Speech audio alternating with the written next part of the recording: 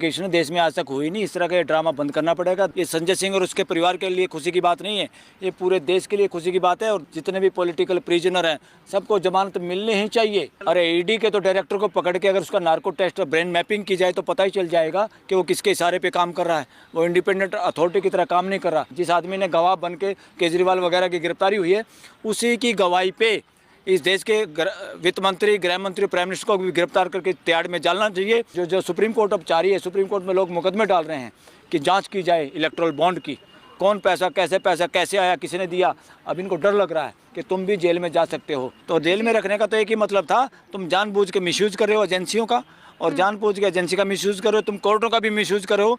अरे मीडिया पे धब्बा क्या लगा, मीडिया तो है सारा काला, सोशल मीडिया को छोड़ के। मौजूद है हम, और आपको बता दें सुप्रीम कोर्ट से एक बहुत बड़ी खबर निकल कर आ रही है। वो है कि संजय सिंह को, आम आदमी पार्टी नेता संजय सिंह को रिहायत मिल गई है।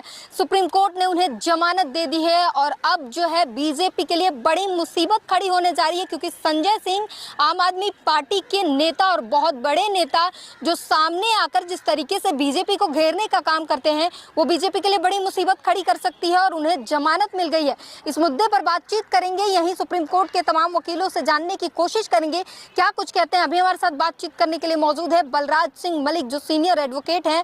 उनसे जानते हैं कि वो इस मामले पर क्या कुछ कहते हैं। आरोप अलग है, इन्वेस्टिगेशन भी अलग है, वो होती रहेगी। और इतनी लंबी इन्वेस्टिगेशन देश में आज तक हुई नहीं। इस तरह का ड्रामा बंद करना पड़ेगा। दोनों काले कानून जो हैं इनकी व्याख्या करनी पड़ेगी और इनको एज पर कॉन्स्टिट्यूशन अवैध ठहराना पड़ेगा। देश के लोगों का लाइफ एंड लिबर्टी सबसे महत्वपूर्ण है, और वो खास तौर पे कोई भी आदमी, कोई भी सरकार, कोई भी तानाशाह इस तरह से या कोई भी अल्टीरियर मोटिव से, घटिया तरीक़ों से किसी की आवाज़ दबा सकते हैं। इस देश के नागरिकों की, इस देश के अपोजिशन के लीडरों की। ये मजाक जो देश में चल रहा था, आज सबसे बड़ी खुशी की लहर है पूरे देश के लिए। ये संजय सिंह और उसके परिवार के लिए खुशी की बात नहीं है, ये पूरे देश के लिए खुशी की बात है। और देश की जनता, देश की सबसे मालिक और देश की सबसे बड़ी अदालत, उनके सामने इलेक्शन के दौरान सबको पेश होना है। और उसमें सारे के सारे लोगों को, जितने भी पॉलिटिकल प्रिजनर हैं, सबको जमानत मिलनी ही चाहिए, 100% मिलनी चाहिए। मगर देर आए दुरुस्त आए, जस्टिस संजीव खन्ना की अदालत से ये जमानत हुई है। ये बहुत पॉजिटिव हुआ है, ये बहुत देर से हुआ है मगर दुरुस्त हो गया। और सुप्रीम कोर्ट, हाई कोर्ट लोगों की भावना के अनुरूप, कॉन्स्टिट्यूशन के अनुरूप लेवल प्लेइंग फील्ड के लिए और पॉलिटिकल जस्टिस देने के लिए सब लोगों को इमीडिएटली जमानत पे रिहा करे। ये न केवल मैं, सुप्रीम कोर्ट के ज़्यादातर वकील और देश के वकील ऐसा चाहते हैं। ईडी सवालों के घेरे में है और बीजेपी के ऊपर तमाचा है। चुनाव के पहले संजय सिंह का निकल। अरे ईडी के तो डायरेक्टर को पकड़ के अगर उसका नार्को टेस्ट और ब्रेन मैपिंग की जाए तो पता ही चल जाएगा कि वो किसके इशारे पे काम कर रहा है। वो इंडिपेंडेंट अथॉरिटी की तरह काम नहीं कर रहा। इनको अपनी नौकरी बचानी है। इतना बुरा हाल है देश के अंदर, अच्छे और ईमानदार ऑफिसर तो नौकरी कर नहीं पाते। इनको फॉल इन लाइन उन्हीं के कदमों पे चलना पड़ता है जो पॉलिटिकल एग्जीक्यूटिव चाहते हैं, जो नेता चाहते हैं। और नेता प्रतिद्वंदियों को दबाने के लिए मूर्खता से ये काम करते हैं। उनको पता है कि जनप्रतिनिधि होना कोई सारी उम्र का ठेका नहीं होता। जनता बदलती रहती है और बदलते रहना चाहिए। जिम्मेवारी कभी किसी को, कभी किसी को। जिम्मेदारी वहन करके आदमी अगला समय मांग सकता है जनता से।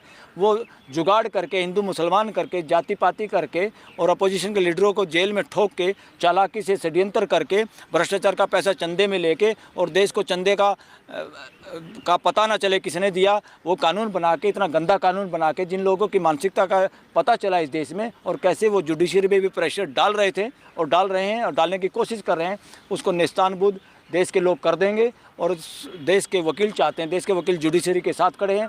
देश के लोग चाहते हैं जुडिशरी देश के संविधान को और देश के लोगों के फंडामेंटल राइट को सुरक्षित रखे।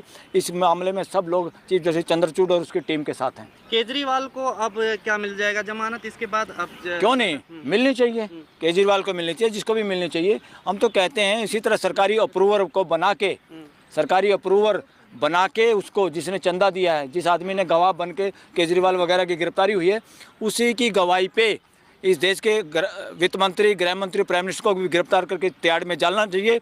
हम उनके लिए भी कहेंगे कि फिर उनको भी जमानत मिलनी चाहिए ताकि मुकदमा बाद में चलता रहे, ताकि वो भी देश के सामने अपनी बात बता सकें।